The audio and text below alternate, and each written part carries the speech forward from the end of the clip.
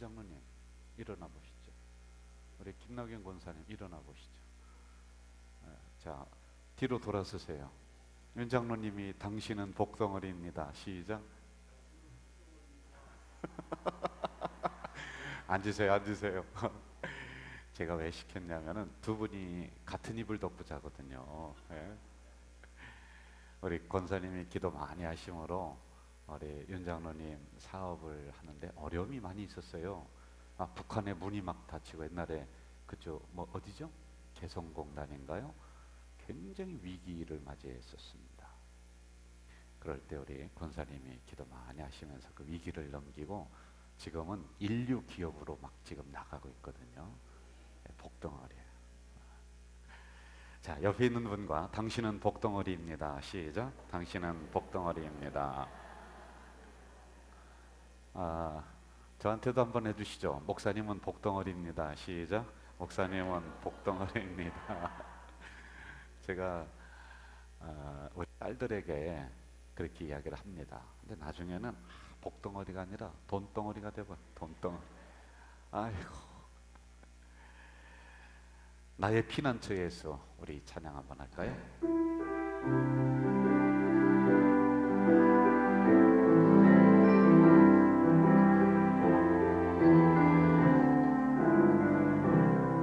나의 피난처 예수, 나의 피난처 예수 의지해요. 나의 피난처 예수 의지해요. 나의 가는 길에 거센 바람 몰아쳐와도 나의 피난처 예수 의지해요. 나는 영원히 주님 사랑해요. 나는 영원히 주님 사랑해요. 세상 어떤 것도 나의 사랑 끊을 수 없네. 나는 영원히 주님 사랑해요. 아바 아버지 나를 사랑하시니 나의 모든 것 주께 드려요. 아바 아버지 내가 여기 있으니 주님 영광 위하여 서주세요. 다시 한번 아바 아버지 나를 사랑하시니 나의 모든 것 주께 드려요. 아바 아버지 내가 여기 있으니 주님 교회 위하여 서주세요. 아바 아버지 나를 사랑하시니 나의 모든 것 주께 드려요. 아바 아버지 내가 여기 있으니 주님 나라 위하여 서주세요. 우리의 피할 곳은 어디인가? 나의 피난처는 예수. 이 찬양으로 우리의 신앙 고백을 함께 드렸습니다. 우리가 살아가면서 가장 안전하다라고 여기는 곳이 어디일까요? 사람마다 다 다를 수가 있습니다. 안가, 안전한 가오. 그런데 거기에서 우리가 잘 아는 박 대통령은 거기서 죽었습니다. 안가에서. 안전하다라고 하는 자기를 지키는 수많은 경호원들이 있는데도 거기서 죽었어요. 또 사람들이 이 안전을 보장받기 위해서 요즘은 필수품이라고 하는데 보험을 많이 듭니다. 뭐 저는 보험이 나쁘다 좋다 이걸 평가할 수 있는 능력이 없습니다. 이거는 미래의 나의 삶이 좀 안정되고 안전했으면 좋겠다. 이 심리가 우리들 안에 있는 거거든요. 연금이라고 하는 것도 마찬가지예요. 그런데 그것이 나를 완벽하게 지켜줄 수가 있느냐 이거예요. 여러분, 저 미국에 가면은 돈 많은 사람들이 세계 핵전쟁이 날 것을 대비해서 지하에 깊이 굴을 파고 거기에 아파트를 지었는데 그걸 분양을 합니다. 그런데 이 분양가가 수백만 달러예요. 우리나라 돈으로 수십억을 하고 100억이 넘고 막 그런데도 없어서 못 판대요. 거기가 이 세상이 전쟁이 나면은 나를 지켜줄 안전한 곳이다. 이 생각을 하니까 미리 사두는 거예요. 돈 많은 사람들은요. 저는 여러분들에게 이 수요 기도회를 통해서 우리는 그만한 돈도 없어요. 사고 싶어도 없고요. 과연 어느 곳이 안전한 곳인가? 우리 인생에 힘들고 어렵고 위기가 닥쳐왔을 때 우리는 어디로 가야지 피할 곳이 되는가? 이걸 제가 질문을 던지면서 오늘 말씀 속으로 함께 들어가려고 하는 것입니다. 오늘 다윗의 시입니다. 다윗이 어려움을 지금 겪고 있습니다. 대부분 시편은 다윗의 시가 많습니다. 이 시편의 구조를 보면 이 한 편 안에, 한 장 안에 어려움과 환난과 그리고 거기에서 이겨내는 이러한 것을 짧은 구절 안에 다 담아놓고 있습니다. 그래서 시편이 그 한 장 속에 인생의 요약이 된 거예요. 지금 우리가 보는 11편도 이제 왕이 됐습니다. 그리고 이 왕궁이라고 하는 곳이 안전하다고 여겨질 줄 알고 그렇게 살아가고 있는데 가보니까 그게 아니에요. 위험의 요소들이 곳곳에서 터져 나옵니다. 믿었던 자식 새끼도 칼을 들고 대들지를 않나. 믿을 게 하나도 없습니다. 그러나 다윗은 수많은 경험을 통해서 그는 어떻게 하느냐? 위험할 때 하나님 품속에 들어갑니다. 어려울 때 하나님 품속으로 뛰어드는 거예요. 인생의 고난 앞에 그는 성전에 들어가서 무릎 꿇고 이걸 수도 없이 경험을 합니다. 그래서 1절에서 이렇게 고백을 하고 있죠. 같이 한번 읽어볼까요? 1절 앞에 나옵니다. 시작. 내가 여호와께 피하였거늘. 자, 됐습니다. 내가 여호와께 피하였거늘. 이게 다윗의 고백이에요. 그는 본능적으로 그렇게 하는 거예요.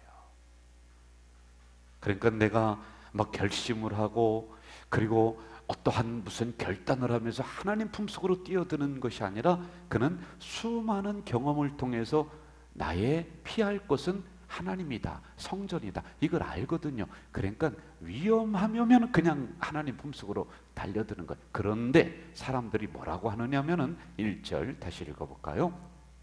1절 피하였거늘 너희가 내 영혼에게 새같이 내 산으로 도망하라 함은 어찌 함인가? 자, 여러분 저를 보시죠. 하나님 품속으로 뛰어들어서 거기에서 인생의 위기를 넘으려고 했는데 그렇게 경험이 있습니다. 또 수도 없는 경험이 있는데 사람들이 뭐라고 하느냐면 야, 그렇게 하면 안 된다. 하나님 품속에 그쪽으로 뛰어들면 지금은 안 돼. 지금은 빨리 산으로 도망가야 돼. 그래야 내가 살 수가 있어. 새같이 산으로 도망가라. 야, 그 방법을 안 돼. 지금은 그럴 때가 아니야. 지금은 기도할 때가 아니야. 하고 사람들이 이 다윗에게 조롱을 하면서 지금 그렇게 이야기를 하고 있는 장면을 우리는 만나게 됩니다.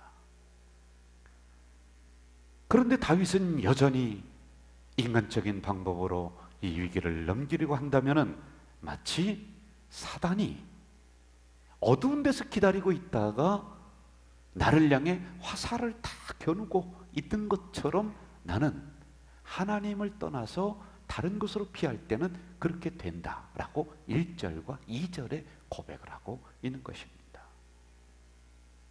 여러분, 요즘은 유리창이 잘 돼 있어서요, 어떤 코팅 그런 것만 딱 붙이면요, 이쪽에서 저 밖은 볼 수가 있어요.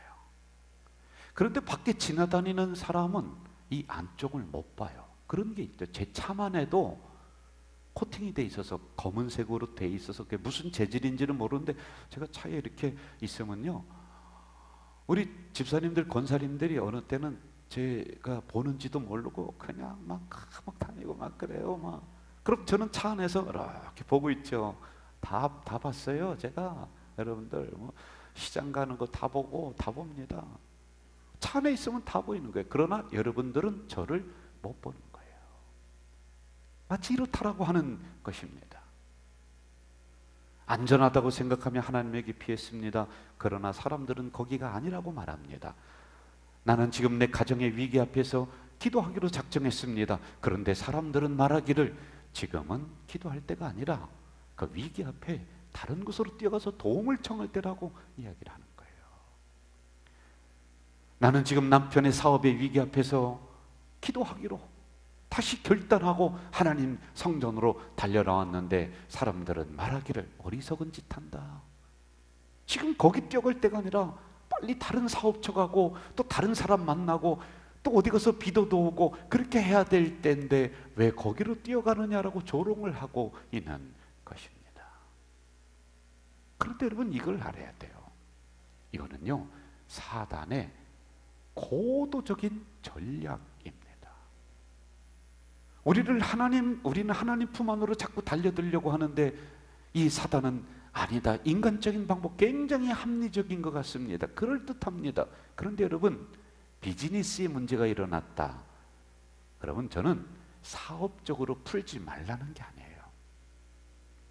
먼저 하나님 성전에 달려나올 줄 알고 먼저 하나님 앞에 기도할 줄 알고 그러면서 풀어나갔을 때 그 효과는 100배로 일어나는데 이쪽 걸 안 한단 말입니다. 그래서 저는 이 부분을 제가 지금 강조를 하고 있는 거예요.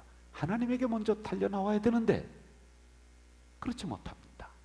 이거는 사단의 고도적인 전략, 우리가 말려 들어가고 있는 겁니다. 이 말을 믿고 우리가 즉시 하나님을 떠나는 그 순간에 사단은 기다리고 있다가 그 어둠 속에서 우리는 못 봅니다. 그러나 사단은 다 보고 있는 것, 어둠 속에 있어요. 2절로 가볼까요? 2절 같이 읽어봅시다. 시작. 악인이 활을 당기고 화살을 시에 먹이며 마음이 바른 자를 어두운 데서 쏘려 하는도다. 어두운 곳에 사단이 숨어 있다는 거예요. 그리고 여러분이 그런 생각을 가지면서 하나님 품을 떠나는 즉시 그 사단은 활시를 당기고 있다가 우리에게 환난을, 근심을 쏴버린다는 것입니다. 이걸 다윗은 경험을 했어요. 그래서 사람들이 무엇이라고 한다 할지라도 자기는 우선순위가 위험한 상황에 이르렀다. 자기는 하나님에게 피난처를 삼겠다는 거예요. 하나님 품속으로 달려가겠다는 거예요. 그 다음에 군사적인 전략도 이용하고 그 다음에 왕권도 사용하고 그렇게 하겠다는 것입니다. 여러분, 가장 안전한 것은 바로 하나님 품이다. 이걸 알아야지 돼요. 엄마의 따뜻한 품처럼 우리 인생을 살아가면서 안전한 것은 없죠. 여러분 앞에 사진이 나오는데 한번 이 불을 꺼줘 보세요. 이 사진을 한번 좀 봅시다. 이게 사진인데 고아원에 있는 이 어린아이가 엄마가 너무 그리운 거라. 그래서 엄마의 품을 좀 들어가고 싶어요. 그런데 엄마가 돌아가셨어요. 그러니까 엄마를 이렇게 분필로 그려놓고 자기가 이 안에 들어가서 이렇게 자고 있는 걸 사진 작가가 찍었어요. 고아원에서 있었던 일이거든요. 연출된 게 아니라 정말 이러한 일이 있는 거예요. 딱 찍었어요. 여러분, 고아들이 몸이 아파요. 성장하지 못해요. 그게 왜 그러냐면은 엄마 품을 경험하지 못했기 때문이에요. 그래서 고아원 저도 옛날에 가서 봉사도 하고 그랬습니다. 천안에 있을 때. 그런데 고아원에 가면요, 이 꼬마들이 다리에 막 붙어서 매달려서 떨어지질 않는 거예요. 왜? 품이 그리운 거예요. 사랑이 그리운 거예요. 원숭이 새끼들을 가지고 실험을 했습니다. 원숭이 새끼를 몇 마리 같은 공간에 집어넣고 한쪽에는 철사로 만든 이런 모형, 거기에 우유병을 들려서 이렇게 놓아줬고, 한쪽에는 따뜻한 천으로 된 그 거기에 우유병을 놨어요. 먹이를 놨습니다. 그런데 이 원숭이 새끼들이 이쪽으로 갔다가 다 이쪽으로 오더라고요. 따뜻한 엄마 거예요. 여러분의 자녀들이 위험한 곳에 이르렀을 때 엄마들은 달려가서 그 자녀를 번쩍 안아서 엉덩이에 빠지지 않도록 건져내고, 차가 막 쌩 달려온다 휙 돌아서서 새끼를 딱 끌어안고 엄마가 그 차 하는 거예요. 마치 여러분, 하나님의 품은 이런 것과 똑같아요. 하나님의 품은 따뜻한 품입니다. 하나님의 품은 안전한 품입니다. 위험의 요소가 막 우리를 향해 침범할 때 하나님은요, 여러분을 꼭 끌어안고 대신 휙 돌아서서 차라리 나를 치라고 하는 것처럼 하나님은 여러분을 안전하게 지켜주시는 우리 만군의 여호와 하나님이신 줄로 믿습니다. 자, 그런데 지금 사단은 이런 안전한 곳을 떠나도록 만든단 말입니다. 그것만이 아니라 우리가 하나님의 품을 떠나는 즉시, 우리의 피난처 되시는 하나님의 품을 떠나는 즉시 기다리고 있다가 어둠 속에서 나오기만 해라, 너 나오기만 해라 그러면서 화살을 당기고 우리를 향해 꼬나보고 있는 지금 이런 상황이란 말입니다. 그렇다면 여러분, 이런 상황에서 우리가 어떻게 해야 될까요? 우리 찬양으로 이 고백을 좀 했으면 좋겠어요. 주만 바라볼지라. 같이 한번 해볼까요? 우리의 결단입니다. 하나님의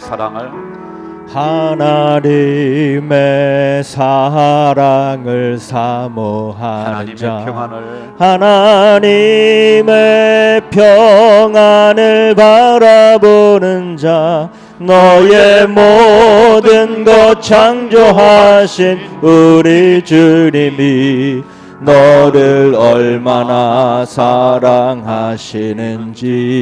하나님께 찬양과 하나님께 찬양과 경배하는 자, 하나님의 선하심을 닮아가는 자, 너의 모든 것 창조하신 우리 주님이 너를 자녀 삼으셨네.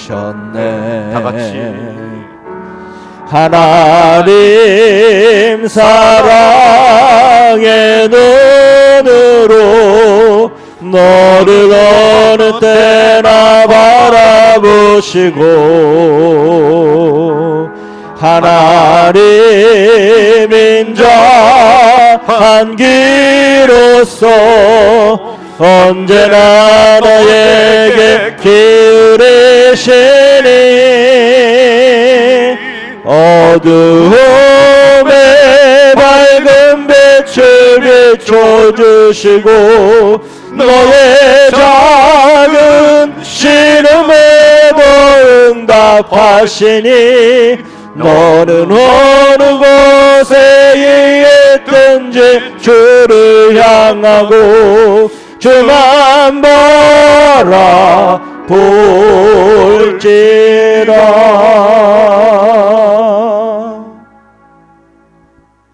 할렐루야. 이게 우리의 결단이 되어야 돼요.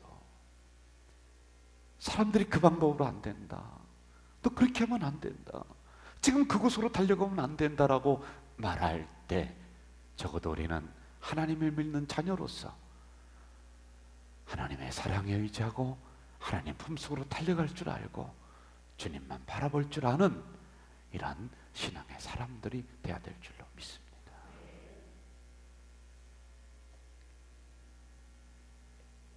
저는 11장을 준비하면서 우리 성도들이 세상의 말 듣지 않고 사단의 말 듣지 않고 정말 이 강단으로부터 흘러나오는 하나님의 말씀을 듣는 우리 성도들 되기를 간절히 바라는 마음이에요.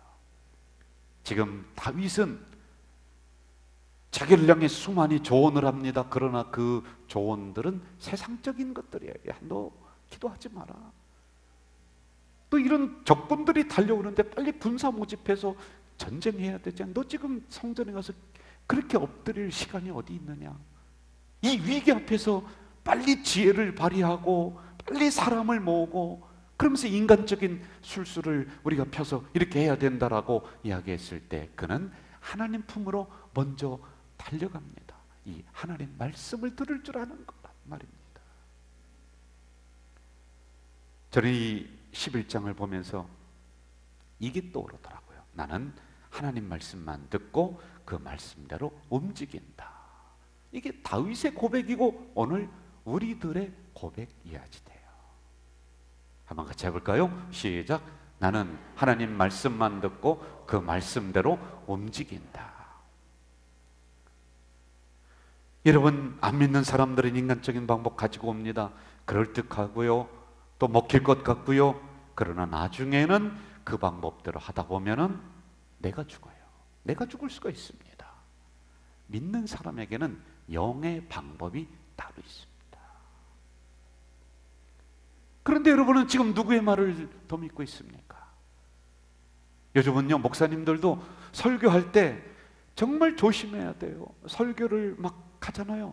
그러면은 성도들이, 특히 젊은 사람들이 어떻게 하냐면 핸드폰을 가지고 있다가 목사님 말이 사실인지 아닌지 핸드폰으로 다 검색을 해봐. 몇 번만 딱 치면요, 그냥 딱 떠버리는 거예요.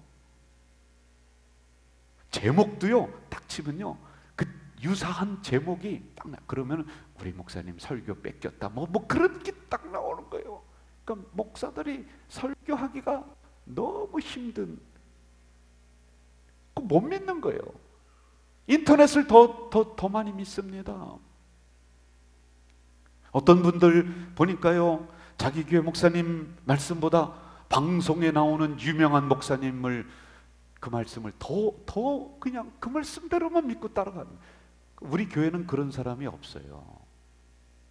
제가 그런 거 보면서 그러면 그쪽 가지. 응? 내 목자를 통해서 주시는 그 말씀을 내가 안 믿는다면은, 내가 신뢰하지 않는다면은, 내가 따라가지 않는다면은 과연 여러분의 영혼을 책임질 사람이 누구냐는 거예요. 이런 시대에 우리가 살고 있어요. 목사님 입을 통해서 나오는 그 말씀보다 신문을 더 우리는 믿습니다. 더 정확할 수가 있겠죠. 그러나 적어도 목사님 입에 통해서 나오는 하나님의 말씀을 나는 믿고 그 말씀대로 내가 움직인다라고 하는 이런 절대적인 신뢰, 절대적인 믿음, 이건 있어야 되지 않습니까? 여러분, 저는요, 어느 교회 양이 제일 좋으냐? 우리 교회 양이 제일 좋고요, 여러분이 제일 예쁘고요, 여러분의 신앙이 최고이고요. 저는요, 내 새끼가 최고예요. 그러면 여러분들도 내 목자가 최고입니다. 이렇게 뭔가 좀 서로 주고받는 맛이 있어야지 나만 짝사랑해서 되겠습니까? 여러분들, 저는요, 우리 교회가 최고예요. 예. 억지로 하면 하는 것 같아요. 다른 교회 10개를 줘도 안 바꾼단 말이에요. 다른 성도 1000명과 여러분 1명을 비교할 수 없어요. 왜? 내 양이니까. 내 교회니까. 여러분, 그렇다면은 여러분은 어떠냐는 거예요. 목자에 대한 절대성을 가지고 있느냐는 것입니다. 그 입을 통해서 말씀하시는 그 말씀을 내가 전적으로 믿고 따라가느냐. 그런데 목사도 신뢰를 안 하는 거예요. 물론 여기에는 우리들의 잘못이 있어요. 오늘 목회자들이 막 그냥 넥타이만 매고 거짓말만 다 시키고 그러니까 성도들이 믿지 못하는데, 이건 너무 슬픈 현실이란 말이에요.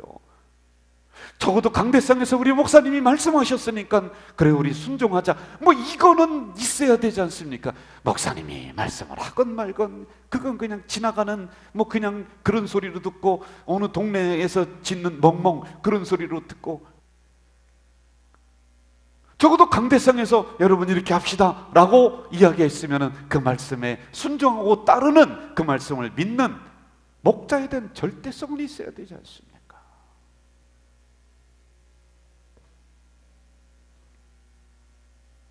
설교는 하나님의 말씀을 증언하는 것, 이렇게 우리가 요약을 할 수가 있어요. 그럼 설교를 어떻게 들어야 되는가? 이번에 간단하게 좀 보고 또 다음으로 넘어가도록 하겠습니다. 어떻게 들어요? 첫째, 귀를 기울여 들어야 된다. 여러분, 귀가 두 개 있지만은 목자의 소리를 듣지 못하면은, 그 음성을 듣지 못하면은 결국에 나는 사망의 음침한 골짜기로 다닐 수밖에 없는 거예요. 그래서 내 귀를 열어야지만이 되는 거예요. 두 번째, 한번 볼까요? 두 번째, 마음을 다해 들어야 합니다. 여러분, 마음을 여기 모아주셔야 되는 거예요. 그래서 여러분들 마음속에 말씀이 새겨질 수 있도록 마음을 활짝 열고 하나님의 말씀으로 들어야 되는 거예요. 세 번째, 사람의 말이 아니라 그 다음, 방송실 정신 차려요. 사람의 말이 아니라 하나님의 말씀으로 받아들여야 합니다. 여러분, 이 앞에 아무리 연륜이 없는 전도사님이 있어서 하나님의 말씀을 전한다 할지라도 그 사람을 보면 안 되는 거예요. 그 사람을 통해, 그 종을 통해 하나님이 말씀하신다, 하나님의 음성으로 들어야 되는 거예요. 그래야 내가 사는 겁니다. 네 번째 가볼까요? 마음속에 숨겨놓아야 합니다. 신비에 새겨야 된다는 거예요. 신비에. 다섯 번째, 두려움과 떨림으로 들어야 된다. 시편 66편에 보니까 주가 말하노라, 오직 나는 이런 사람 곧 가난하고 통회하는 영을 가진 자, 내 말에 떠는 자를 보살피리라. 내 말에 떠는 자를 보살핀다는 거예요. 하나님의 말씀의 은혜를 받는 사람, 못 받는 사람, 여러분 쉽게 구분을 딱 할 수가 있습니다. 인간의 말로 들으면 은혜 못 받습니다. 저의 단점이 있고 저의 부족한 점이 여러분 같이 신앙생활하면서 보여진다 할지라도, 적어도 이 시간에 강대상에 내가 딱 섰으면은 하나님의 음성으로 들어야 되는 거예요. 여러분, 그래서 가톨릭에서는요, 좀 죄송하지만은 성도님들하고 화장실을 신부가 같이 안 가요. 안 가요. 권위주의가 아니라 하나님의 말씀 강론으로 하는데 이게 방해가 된다는 거예요. 목욕탕? 아이고, 어림없는 소리예요. 네? 그래서 우리가 새성전으로 이사 갈 때 제가 한 가지 우리 그 건축위원한테 뭐라 했냐면은, 제 방에 화장실을 넣어주세요. 제가요 주일에 어느 날은 아주 급해 죽겠어요. 근데 가보면은 김 장로님이 있어. 그러면 갔다가 얼른 도망 나오는 거예요. 저는요. 또 이렇게 그 다음에 좀 소핀으로 가려고 이렇게 보면은요, 또 안수 집사님 두 명이서 또 이렇게 두런두런 얘기해. 그러면 저는요 싸겄어 그러다가 주일에 오줌 싸겠어요. 2층으로 뛰어 올라가는 게 2층 가면요 또 그 좁은 화장실에 선생님들이 왔다 갔다 하는 거예요. 또 근데 이러한 부분들을 가톨릭에서는 왜 하나님의 말씀으로 듣게 하기 위해서 이러한 것들을 안 해요. 어떤 철없는 목사님이 저한테 그러더라고요. 목사님, 저는요 성도들과 가까워지기 위해서 목욕 가고 그걸 주기적으로 한다는 거예요. 그리고 휴가 때도 성도들과 같이 휴가를 가서 막 3일 동안 같이 뒹굴면서 먹으면서 그렇게 한다는 거예요. 그 여러분 좋은 것 같은데 멀리 보면 안 좋다니까요. 목사는요 가까우면서도 먼 존재가 돼야 되는 거예요. 예? 제가 우리 장로님들이랑 맨날 그냥 목욕탕에 나가서 그렇게 서로 있고 뭐 휴가나 왔다 갔다 하면서 그렇게 그냥 3일 동안 같이 뭐 먹으면서 인간적으로 친해지는 것 같아도 결국에는 말씀이 안 들어가는 거예요. 그래서 목사는 가까우면서도 멀어야 되는 거예요. 예? 왜? 하나님의 말씀으로 듣기 위해서예요. 여러분, 하나님의 말씀을 두려움과 떨림으로 받으시고 마음속에 숨기시고 사람의 말이 아니라 하나님의 말씀으로 들어야 됩니다. 마음을 다해 들어야 되고 귀를 기울여서 들어야 되는 거예요. 그럼 은혜가 되는 거란 말입니다. 현대 여러분 수많은 말씀이 지금 막 난무하고 떠들고 있습니다. 그런데 왜 성도들에게 영향력을 주지 못하느냐? 두 가지의 문제가 있어요. 여러분에게 문제가 있고 나에게 문제가 있는 거예요. 목자들에게도 문제가 있는 거예요. 여러분이 제가 5가지로 말씀한 거 이거 안 하는 거예요. 자꾸 인간적으로 판단하는 거예요. 여러분, 목회자의 가장 큰 사역이 뭐냐면 말씀을 전하는 사역입니다. 그런데 이 말씀을 인간의 말로 들어버리고 말씀의 은혜가 안 되고 그럼 내용이 죽어버리는 거죠. 그리고 저희들에게 문제가 뭐냐면은 연구를 안 해. 말씀의 샘을 깊이 파서 정말 시원한 물을 우리 성도들에게 척하니 줘야 되는데 연구를 안 해. 성령을 의지하지 않아.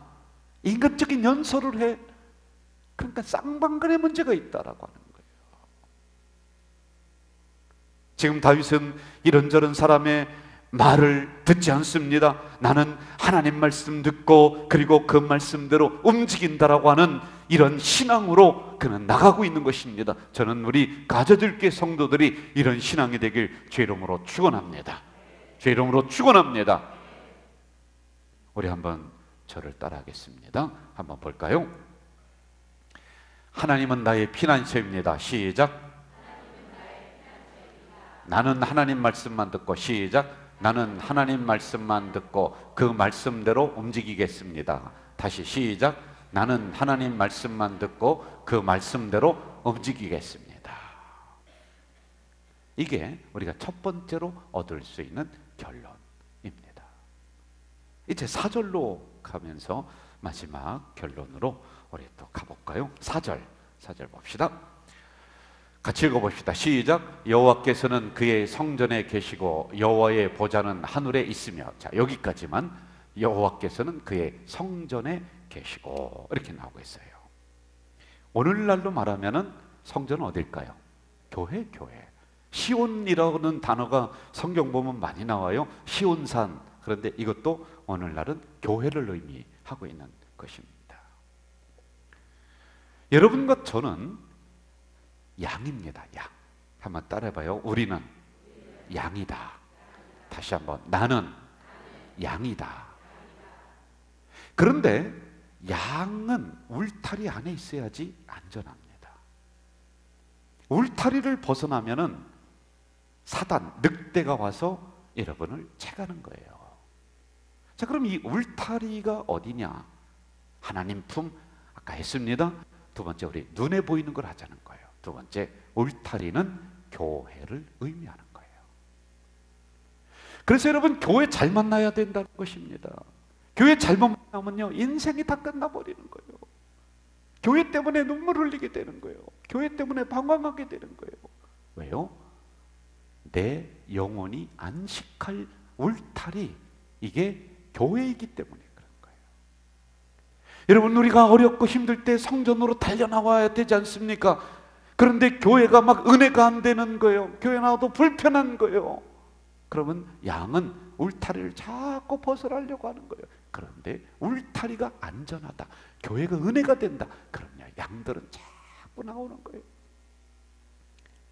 그래서 우리 신앙에 있어서 참 중요한 게 뭐냐면은 교회론, 이 울타리, 이걸 잘 세워야 돼요. 성령론, 뭐 예배론 다 돼 있는데 교회론이 제대로 돼 있지 않으면은 교회를 방황하게 되는 거예요. 저는 우리 새로 오신 분들이, 제가 항상 신방 가서나 또는 기도할 때 뭐라고 하냐면, 하나님 여기가 마지막 교회가 되게 해주세요라고 이야기하고 있어요. 그러면 마지막 교회가 될 수 있도록 내 영혼이 숨기고 내 영혼이 힘들 때, 지칠 때 이 교회 나와서 피신할 수 있는 이 울타리를 내가 잘 만들어야 돼. 좋은 교회로 만들어야 돼. 그래서 이 양들이 와서 어렵고 힘들 때 얼른 숨을 수 있는 그런 교회로 만들어야 되는 거예요. 그러므로 두 번째, 우리가 피할 곳은 어디냐? 위기를 만날 때 피할 곳은 교회이다. 교회를 의미하고 있는 것입니다. 여러분, 신앙생활 하다 보면 초반기보다 중반기가 많은 위험에 노출이 돼요. 초신자 때는 하나님이 그냥 보호를 이렇게 해주세요. 여러분, 홍해를 건널 때 하나님이 다 홍해 열어주셨어요. 가나안 땅으로 들어갈 때, 애굽 나올 때 처음에 어려움 안 줬어요. 그런데 언제부터 하나님이 어려움을 줬냐면 광야 중반기부터 어려움을 줍니다. 신앙생활 초신자 때는 괜찮아요. 그런데 어느 때 위험하냐? 교회에서 직분 받았을 때, 교회에서 봉사 시작했을 때, 이럴 때가 시험이 올 수 있는 적기입니다. 그런데 이럴 때 어떤 시험이 가장 많이 오느냐면은 교회를 향해서 불만을 표시하고 공격하도록 만드는 게, 그게 가장 많아요.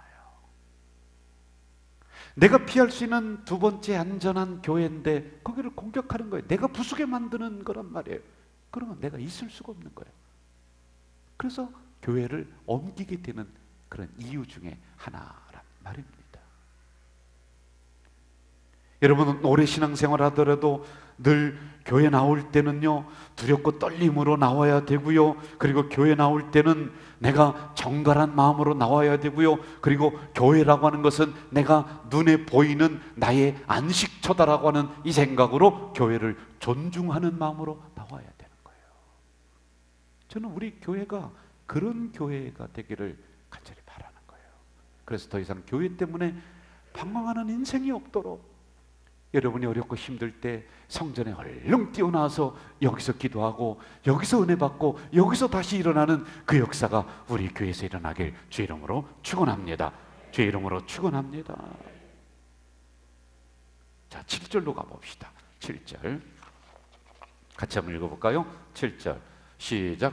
여호와는 의로우사 의로운 일을 좋아하시나니 정직한 자는 그의 얼굴을 배우리라. 정직한 자는 하나님의 얼굴을 배우리라. 여러분, 늘 성전에서는 정직해야 되고 하나님 앞에서는 정직해야 됩니다. 하나님 앞에서는 불꽃 같은 눈으로 여러분들을 살펴보시는 만군의 여호와 앞에 나의 모든 것들을 내어놓고 고백할 줄 알아야 되는 것이에요. 예배 드릴 때도요, 하나님이 보신다라고 하는 그 마음으로 우리가 자세도 바르게 해야 되고요, 정직한 마음으로 예배 드려야지 돼요. 왜? 여호와께서 여러분을 감찰하고 계시기 때문에 그렇습니다. 우리가 피하기만 하면 다 되는 게 아닙니다. 하나님 품으로 우리가 달려나와서 다 되는 게 아닙니다. 교회 앞에 나와서 우리가 다 되는 게 아닙니다. 하나님 품 안에 있을 때, 교회 안에 있을 때 하나님의 눈이 나를 감찰하고 있다. 그가 나를 쳐다보고 있다. 어디로 가느냐? 5절로 한번 가봅시다. 4절로 가봅시다. 4절 같이 읽어볼까요? 시작. 여호와께서는 그의 성전에 계시고 여호와의 보좌는 하늘에 있으며 그의 눈이 인생을 통촉하시고 그의 안목이 그들을 감찰하시도다. 아멘. 아멘. 그래서 거짓 없이 하나님 앞에 신앙생활하는 여러분 되시길 주의 이름으로 축원합니다. 그랬을 때 우리 하나님은 위험한 일이 일어나면 여러분을 번쩍 안아서 그 위험의 강을 넘게 만들어 주실 것이고, 악한 적군들이 여러분을 향해 달려나올 때 하나님은 얼른 여러분을 품 안에 안고 돌아서셔서 하나님이 막아주시는 다윗에게 일어났던 그 역사가 우리 성도들 인생 속에 일어날 줄로 믿습니다. 여러분, 이 시간 저를 한번 따라해 보겠습니다. 첫째로 우리가 피할 곳은 어디다? 하나님 품이다. 하나님에게 달려나와야 됩니다. 한번 따라해 보겠습니다. 첫째로 하나님 품이다. 두 번째는 어디? 교회다. 위기 때마다 여러분 교회에 나와서 다시 한번 힘을 얻고 다시 한번 세상을 향해 전진할 줄 아는 그런 성도 되시길 주의 이름으로 축원합니다. 여러분, 이 시간에 우리 처음 불렀던 찬양, 그 찬양 한번 다시 할까요? 나의 피난처에서